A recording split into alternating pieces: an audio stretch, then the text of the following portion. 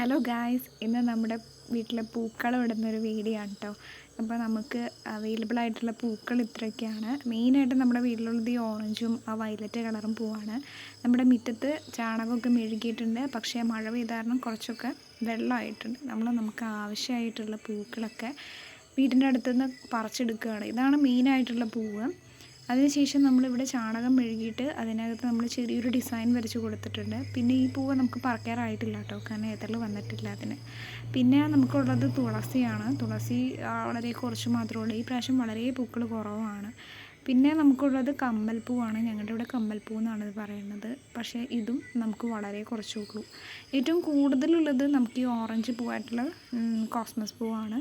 ഇത് ഇഷ്ടംപോലെയുണ്ട്, പക്ഷേ ഇത് ഫുള്ളാക്കുമ്പോൾ ആ നിറം മാത്രമായി പോവും. അപ്പോൾ അതിൻ്റെ കൂടെ നമ്മൾ കുറച്ച് തുമ്പപ്പൂ ആഡ് ചെയ്യുന്നുണ്ട്. തുമ്പപ്പൂ എന്ന് പറഞ്ഞാൽ വളരെ കുറച്ചുള്ളൂ, അത് കാരണം നമ്മൾ നടുക്ക് മാത്രമാണ് ഇടുന്നത്. നമ്മൾ ആ ഒരു സെൻറ്റർ പോർഷനിലാണ് കുറച്ച് തുമ്പപ്പൂ ഇട്ട് കൊടുക്കുന്നത്. തുമ്പപ്പൂ നമുക്ക് കുറച്ച് മാത്രമേ കിട്ടുകയുള്ളൂ. വെള്ളം ആയതുകൊണ്ട് അത് അവിടെ തന്നെ കിടന്നോളും. അതിനുശേഷം നമ്മൾ നമ്മുടെ വീടിൻ്റെ അടുത്ത് തന്നെ പറിച്ചിട്ടിട്ട് കുറച്ച് ചെടികൾ വെച്ചിട്ടാണ് അഡ്ജസ്റ്റ് ചെയ്യുന്നത്. കാരണം പൂക്കൾ വളരെ കുറവായതുകൊണ്ട് നമ്മൾ ചെടികളും ഇലകളും ഒക്കെ വെച്ചിട്ടാണ് കുറച്ച് ഇടുന്നത്. അപ്പോൾ പച്ച ഫുള്ളും റൗണ്ടായിട്ട് ഇട്ടു. ഫുള്ളങ്ങട് പച്ച വെച്ചിട്ട് വെള്ളം കഴിഞ്ഞിട്ടിട്ടു. അപ്പോൾ ഇതാണ് നമ്മുടെ വീട്ടിലെ ഏറ്റവും കൂടുതലുള്ള പൂവ്, ഇതായത്. അപ്പോൾ ഇതെന്ന് പറഞ്ഞാൽ കോസ്മസിൻ്റെ വേറൊരു ടൈപ്പാണ്. കളറ് ഭയങ്കര രസമാണ് ഒരുപാട് കൂടി നിൽക്കുമ്പോൾ. പിന്നെ തുമ്പപ്പൂ നമുക്കുള്ളത് ഇതാട്ടോ. ഇത് ഈ തുമ്പപ്പൂ എന്ന് പറഞ്ഞാൽ വളരെ കുറച്ചുള്ളതുണ്ട്. ഈ പൂക്കൾ ഇപ്പോൾ എങ്ങും ഉണരില്ല. ഇത് സൂര്യൻ ഉദിച്ചതിന് ശേഷം മാത്രം ഉണരണ പൂക്കളാണ്. ഇത് നമുക്കുള്ള നമ്മുടെ വാടാമുല്ലയാണ്. വാടാമുല്ല നമ്മുടെ കൊച്ചു ലക്കീസ് ഇവിടെ ഒന്നിനും താല്പര്യമില്ലാതെ ഇവിടെ കിടക്കുന്നുണ്ട്.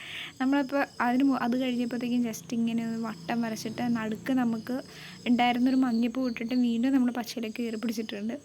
അതിനുശേഷം നമുക്ക് അവൈലബിൾ ആയിട്ടുള്ള ഏറ്റവും കൂടുതലുള്ള ഓറഞ്ച് പൂവ് നമ്മൾ ഇട്ട് കൊടുക്കുകയാണ്. അതിനുശേഷം നമ്മൾ ഫുള്ളും ഫില്ല് ചെയ്യുന്നുണ്ട് കേട്ടോ. ആ ഒരു ഓറഞ്ച് പൂ വെച്ചിട്ട് ഫുള്ളും ഫില്ല് ചെയ്യുന്നുണ്ട്.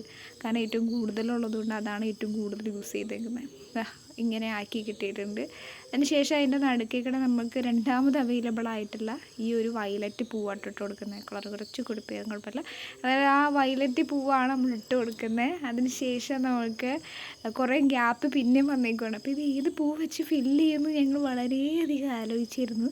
അപ്പോൾ നമുക്ക് ഇവിടെ വെച്ച് നിർത്തിയാലോ എന്ന് നോക്കിയപ്പോഴാണ് എൻ്റെ സിസ്റ്റർ ഒരു ഐഡിയ കൊണ്ട് വന്നത്. എന്നാൽ കമ്മൽപ്പൂ വെച്ച് ജസ്റ്റ് ഒന്ന് ഇടാം എന്ന് വിചാരിച്ചു. അതിനുശേഷം കമ്മൽപ്പൂവും തികയാൻ തോന്നുന്നു.